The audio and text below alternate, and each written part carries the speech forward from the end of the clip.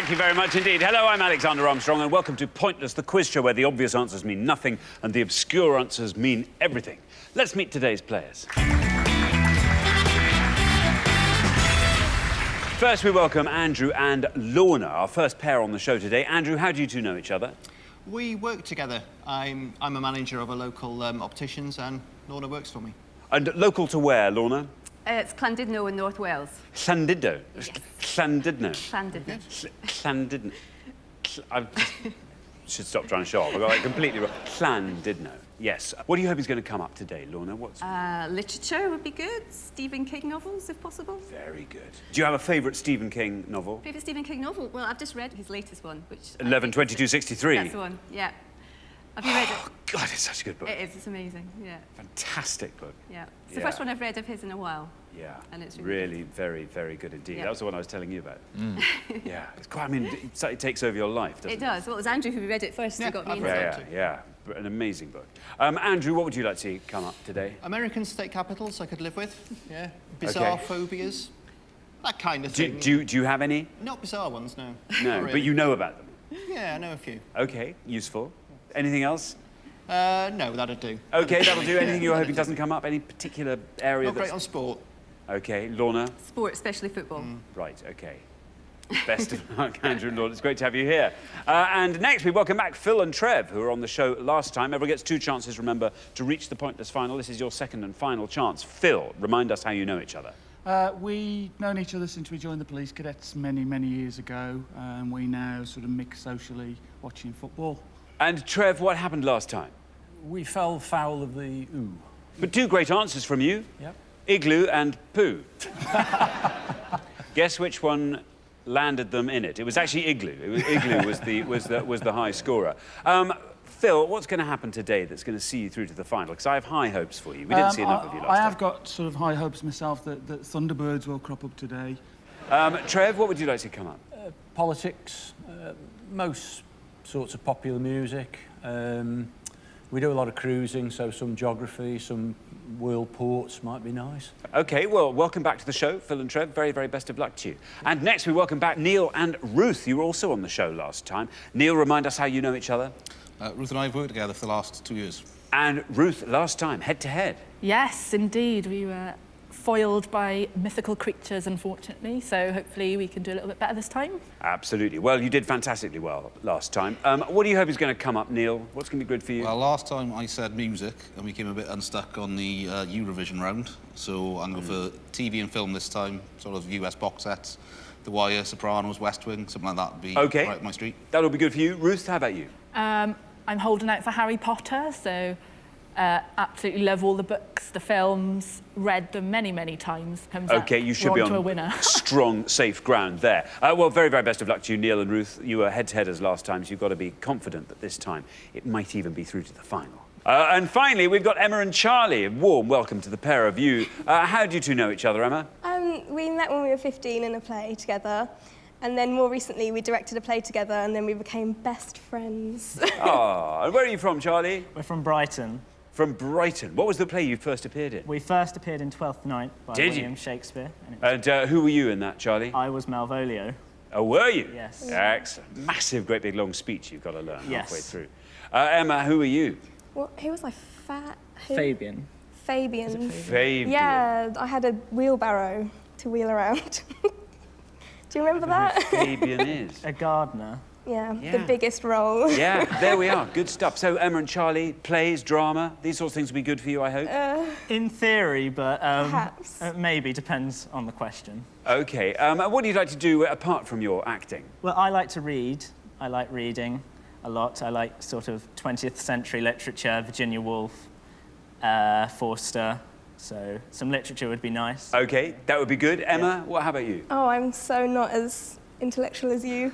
I just like to spend time with my cat. So your cat, if your cat were to come up, that would be... Oh, my God, that would be so good. Well, it hasn't yet.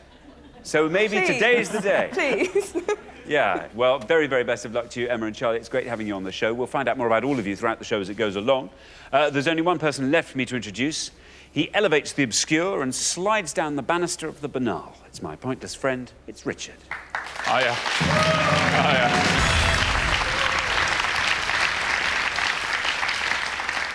Good afternoon to you. Good afternoon to you. Now, all the 4 pairs today got something in common.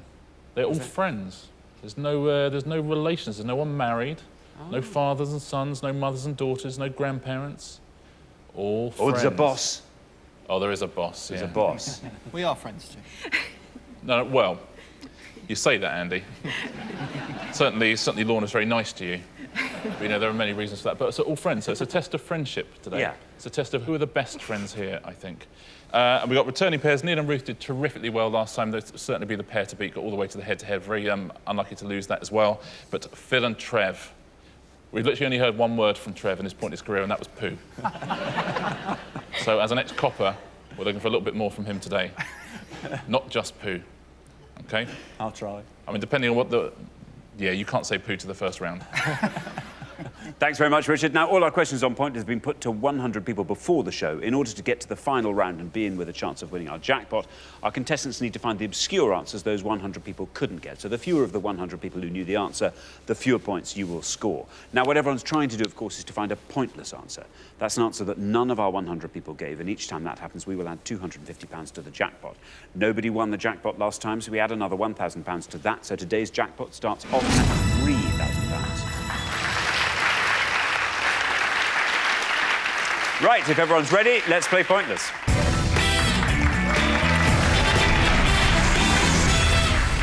OK, in this first round, each of you must give me one answer and you cannot confer with your partner. Whichever pair has the highest score at the end of the round will be eliminated, so try and make sure that's not you.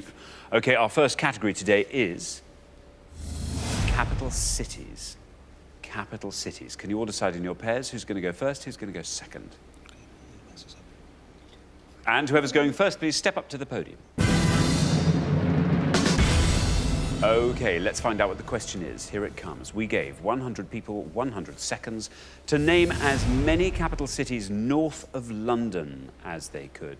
Capital cities north of London. Richard? Yeah, we're looking for any capital city in the world which is north of London, please. Any capital city which is north of London. There are 14 in the world. By country, as always, we mean a sovereign state that's a member of the UN in its own right. Very, very best luck. Thank you very much indeed, Richard. Now then, Andrew and Lorna, you all drew lots before the show, and today you are going to go first. Lorna. I really don't know if this is going to be correct or not. I'm going to say Oslo. Oslo, says Lorna. Oslo. Let's see if that's right, and if it is, let's see how many of our 100 said Oslo. Absolutely right, Lorna. 62.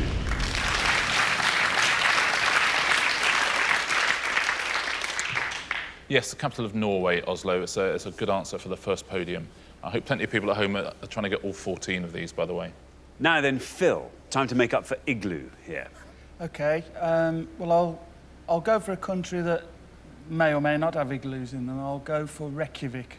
Reykjavik, says Phil. Reykjavik, let's see how many of our 100 said Reykjavik. Absolutely right. Very well done, 34. 34 for Reykjavik.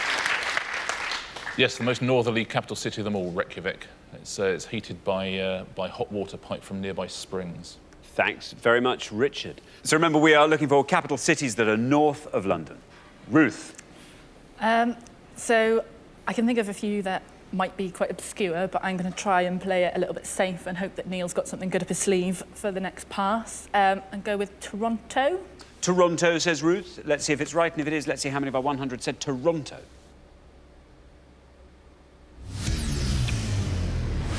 Bad luck. An incorrect answer, which I'm afraid scores you the maximum of 100 points. Sorry, Ruth, Toronto, not the capital of Canada, I'm afraid. Now then, Emma. Oh, no. Capital cities is not good for me. I'm going to go for one which I really don't know is above London, and I really don't know if it's a capital city either, but Amsterdam. OK, Amsterdam, says Emma. Amsterdam. Let's see if that's right, and if it is, let's see how many of our 100 said Amsterdam. Absolutely right, Emma. That's a great answer.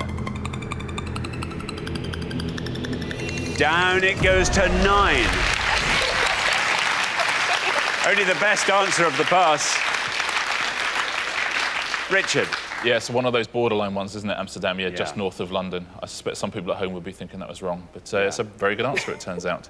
And Amsterdam's the official capital of the Netherlands, according to the CIA World Facts Book. I know that, you know, The Hague has also split some of the parts of the capital, but Amsterdam is the official one. OK, so we're halfway through the round. Let's take a look at the scores as they stand. 9, Emma, 9. No. 9. What do you think about that, Charlie?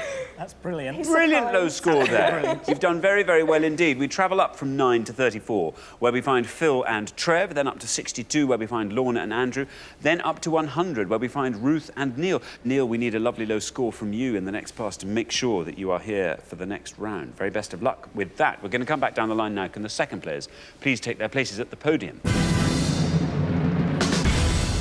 OK, remember, we are looking for capital cities that are north of London. Capital cities north of London. Now then, Charlie, you're on 9.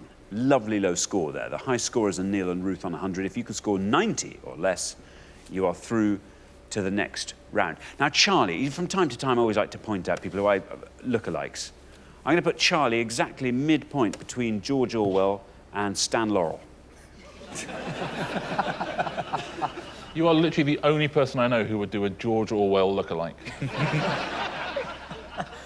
Anyway, there we go. I'm not quite as tall as him, but yes, that's... Two heroes of mine. So there you are, Charlie. You're in good company.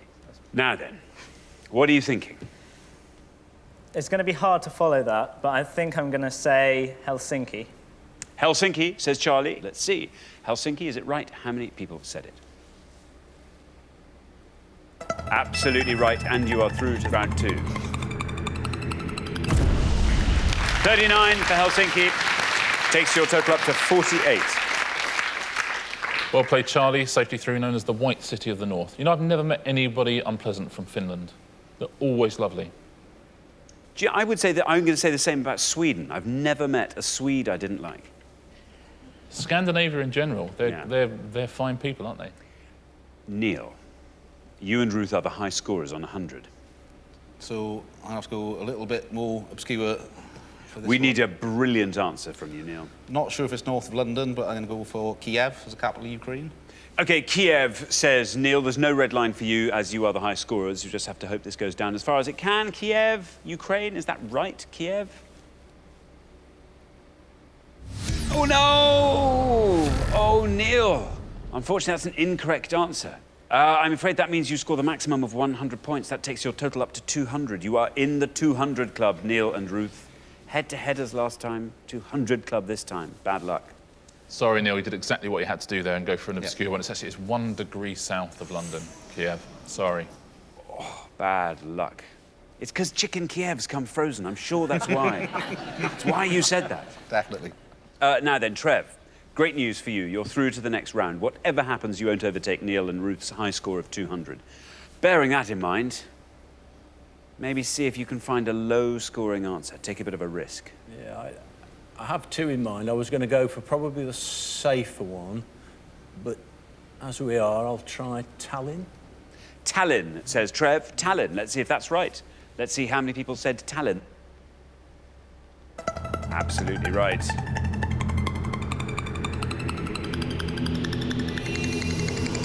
That's a great answer, Trev. Very, very well done indeed. 5 for Tallinn takes your total up to 39. Well played, Trev. Best answer of the round so far. Tallinn, capital of Estonia, of course. Used to be called Revel. Ah, yeah. You remember. Andrew. I'm going to say Minsk. OK, Minsk, says Andrew. Let's see if Minsk is right. Let's see how many of our 100 people said Minsk. Absolutely right.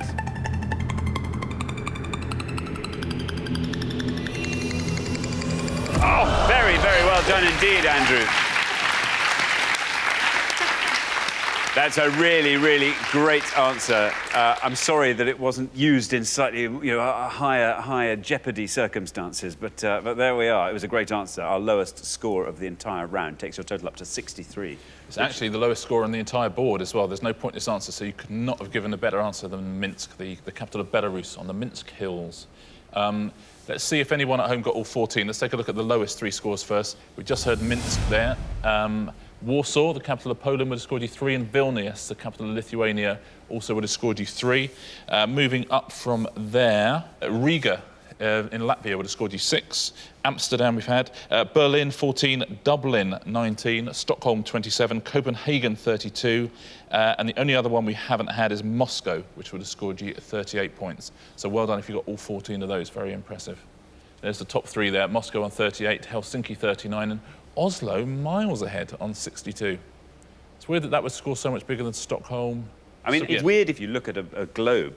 We're on a very high latitude. Well, do you know, we're the 15th most northerly world capital.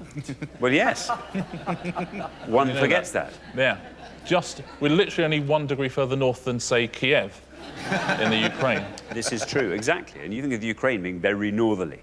You look across our latitude, we're at the same point as Siberia. I mean, we are very northerly. We are very. It's amazing. The weather's so lovely all the time. Well, no, that's because...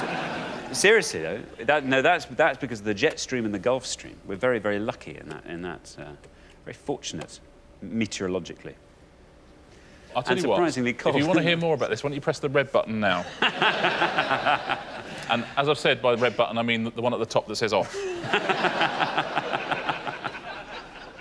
Neil and Ruth, sadly, we have to say goodbye to you. You are leaving us now with the high score of 200, but you did exactly what you had to do. You tried to do the right thing there, Neil, and I'm afraid you were just 1 degree out.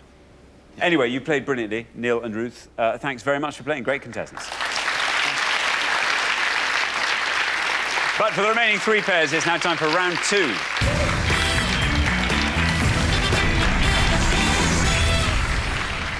And so 4 pairs become 3 pairs, and at the end of this round, 3 pairs will become 2 pairs.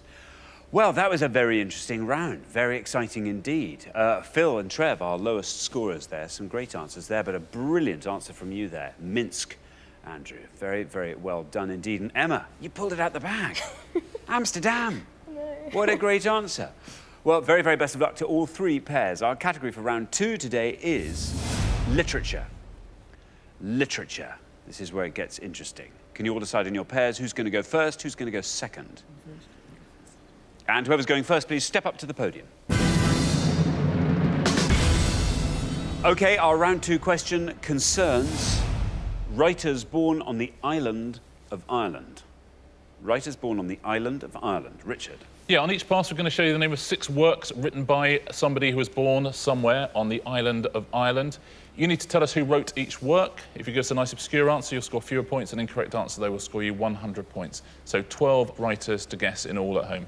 Thanks very much indeed. So we are looking for the writers of these works, and we have got Ulysses, Circle of Friends, Major Barbara, Dracula, The Playboy of the Western World, and The Picture of Dorian Gray. I'll read those all one last time. Ulysses, Circle of Friends, Major Barbara, Dracula, The Playboy of the Western World, and The Picture of Dorian Gray. There we are. Now then, Andrew. I know a couple of those. I'll say The Picture of Dorian Gray, Oscar Wilde. Oscar Wilde, says Andrew, for The Picture of Dorian Gray. Let's see if it's right, and if it is, let's see how many people said it. Absolutely right. 22. 22 for Oscar Wilde. Richard. Yes, born in Dublin in 1854. This is his only novel. Very good. Phil.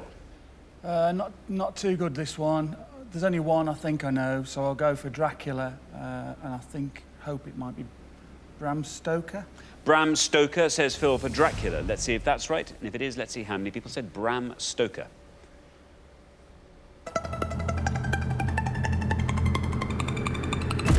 $49.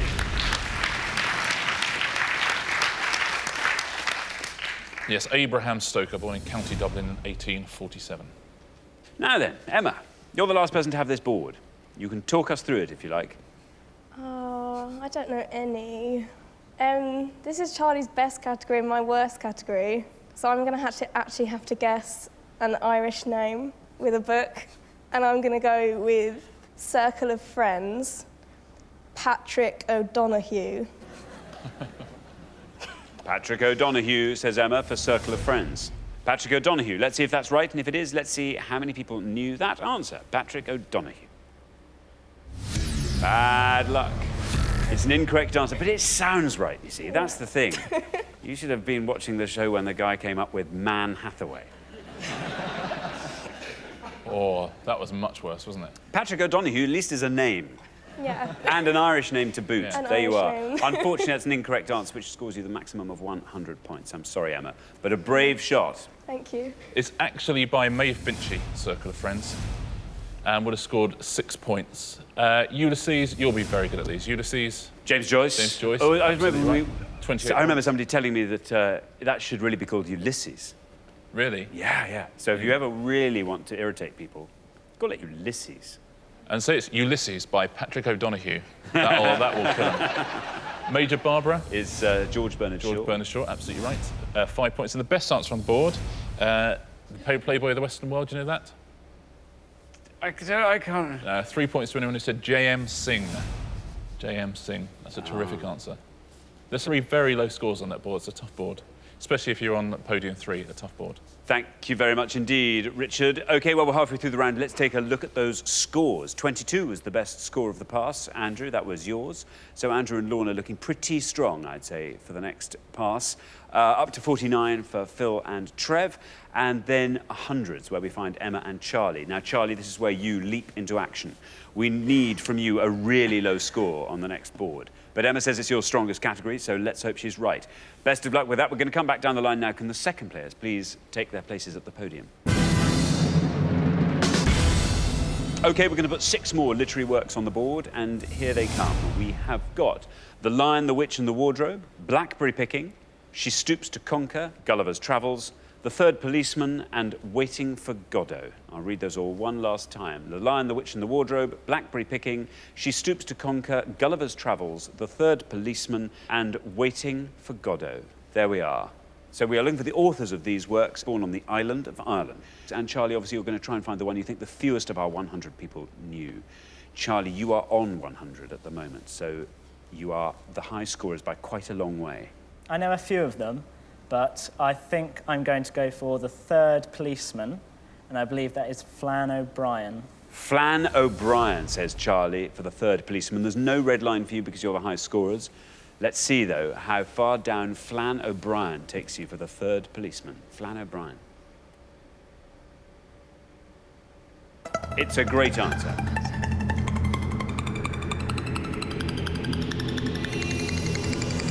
It's a pointless answer. Charlie, very, very well done. Pointless answer adds £250 to today's jackpot, takes the total up to £3,250. It scores you nothing, and it leaves your total at 100. Let's hope that's enough to keep you in the game. It certainly deserves to be. Richard. Yeah, well done, Charlie. Brilliant start to your pointless career. Flann O'Brien, born in County Tyrone, and that book was only published the year after his death, so never saw its success, sadly. Very well done indeed, Charlie. Brilliant answer there. Trev. The high scorers remain Charlie and Emma on 100, despite that brilliant answer. You're on 49, so a score of 50 or less will keep you in the game. Literature is not good for me. Maybe a little bit of a gamble.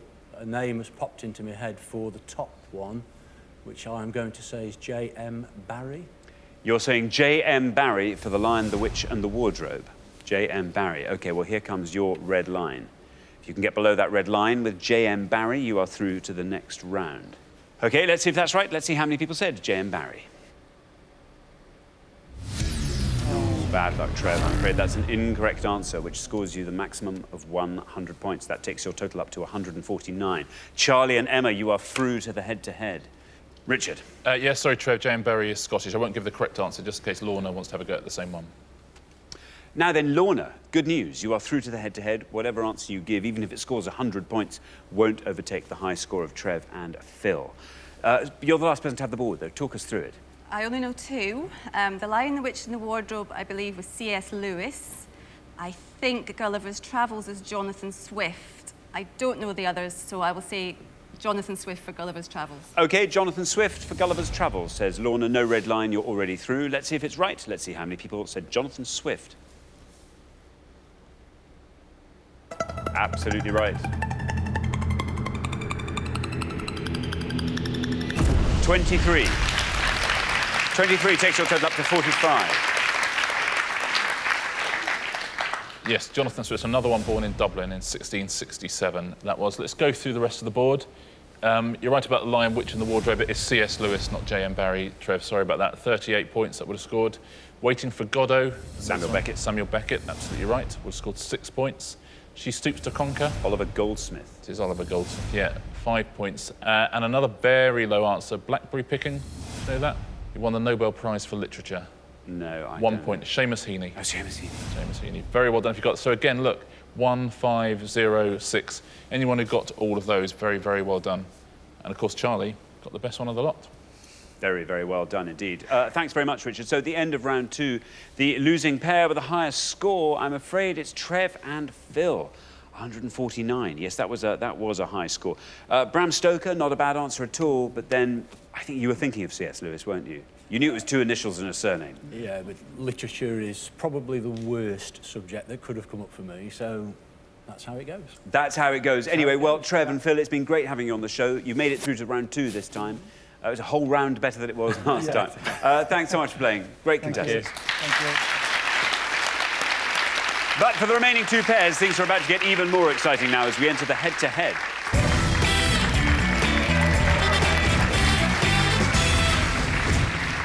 Well, congratulations, Andrew and Lorna, Emma and Charlie. You're now only 1 round away from the final and a chance to play for our jackpot, which currently stands at £3,250. You are now going to go head-to-head, and the first pair to win 2 questions will be playing for that jackpot. The big news is you are now allowed to confer. Well, Emma, Amsterdam. I know, it's so lucky. Patrick O'Donoghue, yeah. Not quite so lucky. OK, well, you've done it. You've managed to make it through, and you can now talk to Charlie. I know, Charlie with his Flann O'Brien. It was our game plan to get me through the first 2 rounds so Well, that I tell Charlie you can win. what, you have done it, and Charlie, exemplary play He's there. amazing. Andrew, Minsk in the first round, lovely. And then Lorna, Jonathan Swift in the second round, lovely low score there. So yes, very, very well played, both of you. Now your heads go together, who knows what might happen. Let's play the head-to-head.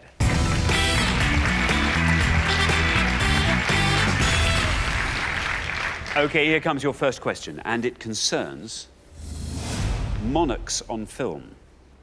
Monarchs on film. Richard. Yeah, we're going to show you 5 pictures now of monarchs being portrayed in feature films. Can you tell us which monarch is being portrayed, please? Very best of luck. OK, thanks very much indeed, Richard. Let's reveal our 5 monarchs on celluloid, and here they are. We have got A, B,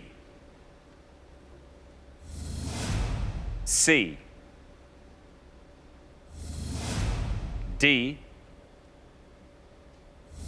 and E. There we are. Now then, Andrew and Lorna, you've played best throughout the show so far, so you go first. We're going to go for A, and we're going to say that's Henry V. Henry V. Andrew and Lorna are saying A is Henry V. Now then, Emma and Charlie, you can do your talking out loud. OK, we were going to go for that one, actually, but... I don't know any of them. I guess I'll say C and... Well, you can talk us through the board if you like. OK, well, I think E is possibly Henry VIII. I do know D, it's the Queen. Yeah. No, I do know that one. Oh my God, that must look so stupid. Elizabeth II. Is that B? C, Oh no, that's C. D. Maybe a George, maybe. Do you think their answer's going to be lower? Because we should go for one that we... Yeah, I think it would be a low one. Because E is quite a big one, I think. Yeah. So I think most people will know the Queen. Yeah, no, I know that one. Yeah. No, you know C, you think it's George something? It may be George something. Should we try George something, but George something? George III, I think. George III? Yeah. Should we try that? Can we say George III for C, please? You're going to say C, George III. So, we have A, Henry V, and we have C, George III. Andrew and Lorna went with Henry V for A. Let's see if that's right, and if it is, let's see how many of our 100 said Henry V for A. Absolutely right.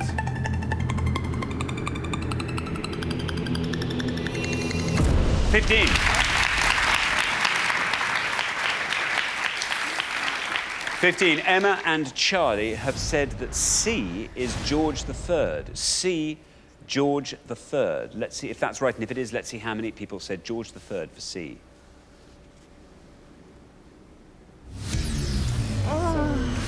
Bad luck. An incorrect answer, which means, Andrew and Lorna, after one question, you are up 1-0. Richard. Yeah, unlucky. C is actually a pointless answer. It's from it's Jim Broadbent in The Young Victoria playing William IV. So terrific answer if you got that at home. That's pointless, would have added money to the jackpot. B is Judi Dench playing Queen Victoria. Would have scored you 46. There's Helen Mirren, obviously as Queen Elizabeth II. That would have scored you 90. And Charles Lawton as Henry VIII. And that would have scored you 65. So Henry V was a very, very good answer. Well played, guys. Sir Kenneth Branagh, of course. Yeah. Sir Kenneth Branagh. Yeah, it's our first and chance Dame to say Helen that. Mirren. Yeah. Very good. And Dame Judi Dench. And Dame, yeah. Thanks very much indeed, Richard. OK, here comes your second question. Emma and Charlie, you need to win this to stay in the game. Best of luck with that. Our second question concerns Muhammad Ali. Muhammad Ali, Richard. Yeah, going to give you 5 clues to facts about Muhammad Ali here. Can you pick the most obscure?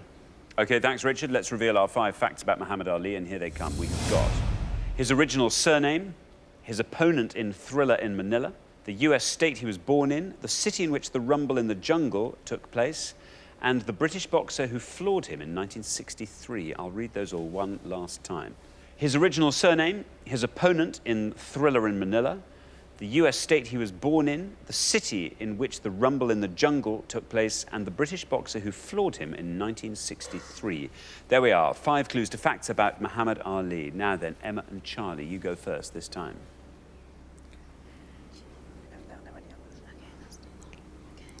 Okay, we're going to go for his original surname and say Clay. Clay, say Emma and Charlie as his original surname, Clay. Andrew and Lorna, talk us through the board. Opponent in Thriller in Manila, not sure. Rumble in the Jungle, I'm not sure. I think the British boxer might be Henry Cooper, but I'm still not sure. US state, I think, is Kentucky. Are you happy with that? Yeah, I'm happy with that. Go for Kentucky. OK, you're going to go with Kentucky, the US state he was born in. So we have Clay and Kentucky. Now then, Emma and Charlie, this is the one you have to win to stay in the game. Clay, you were saying, is his original surname. Let's see if that's right, and if it is, let's see how many people said Clay. It's right. 64.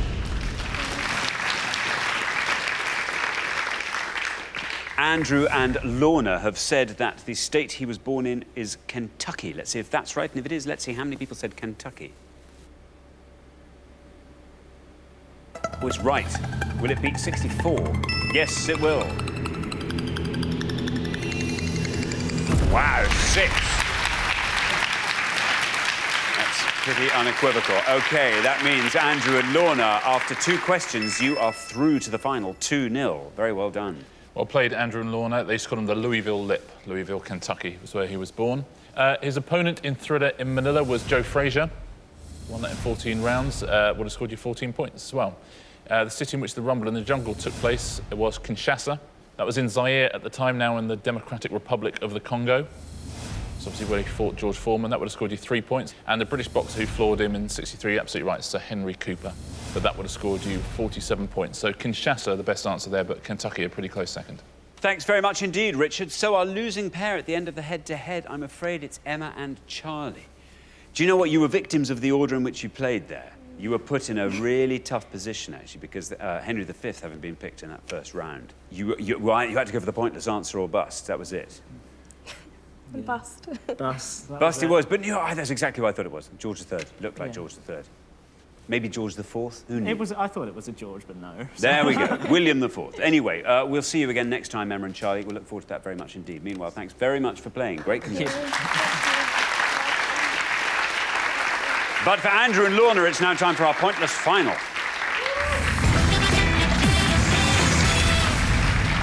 Well, congratulations, Andrew and Lorna. You've fought off all the competition and you've won our coveted pointless trophy.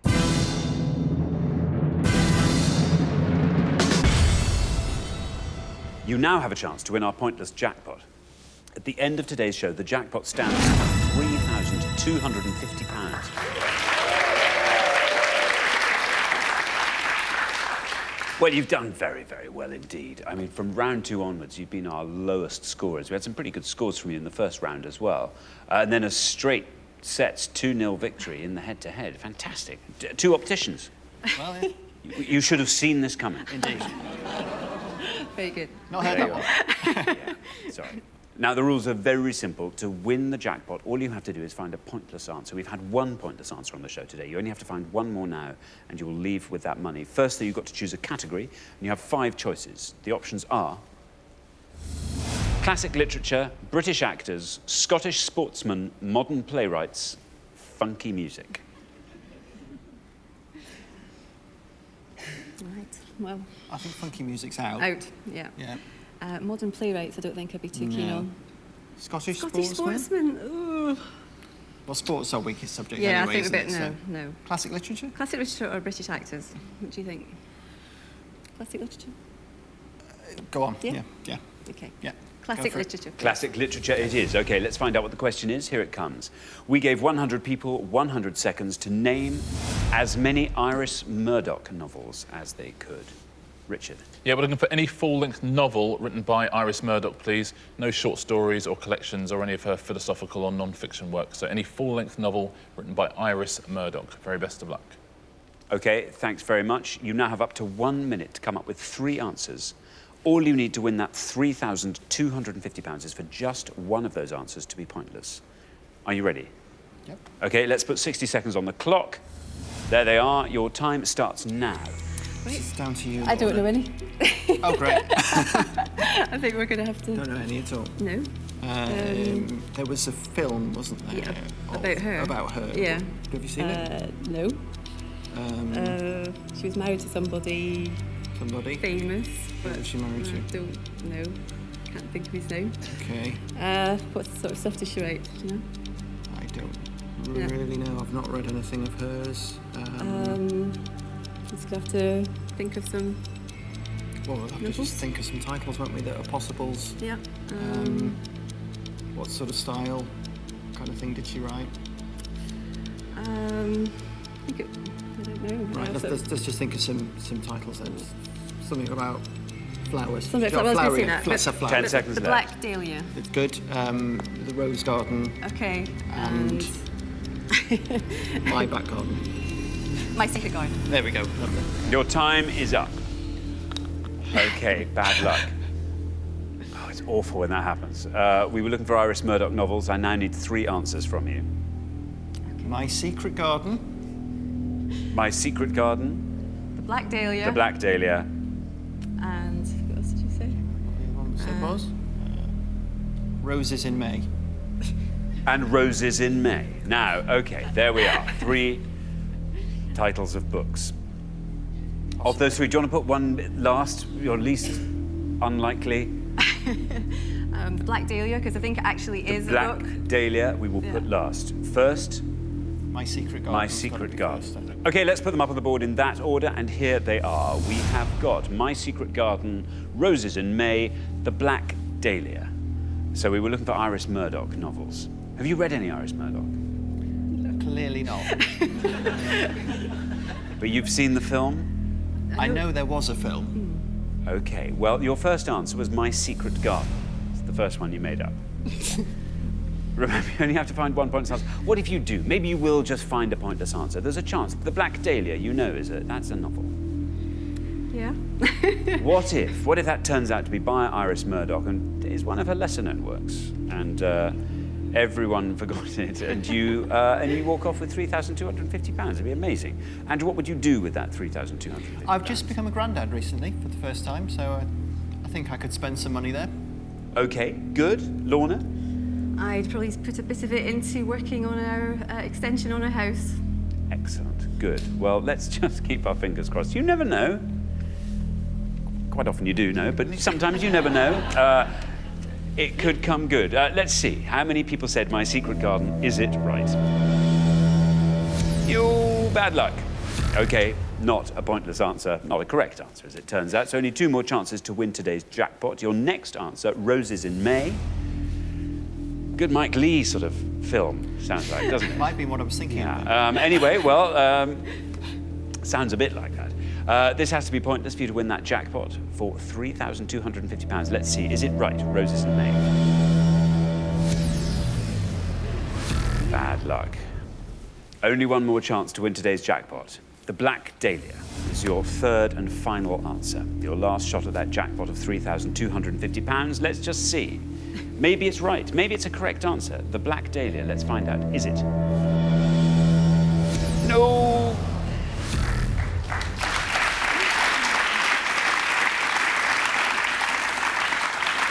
It is going to happen one day. When we make an infinite number of pointlesses, we are going to find that somebody's going to make up an answer that actually is correct. Unfortunately, it wasn't today. So I'm afraid you didn't find that all-important pointless answer. But you do still get to take home our pointless trophy. So very, very well done. Thank you.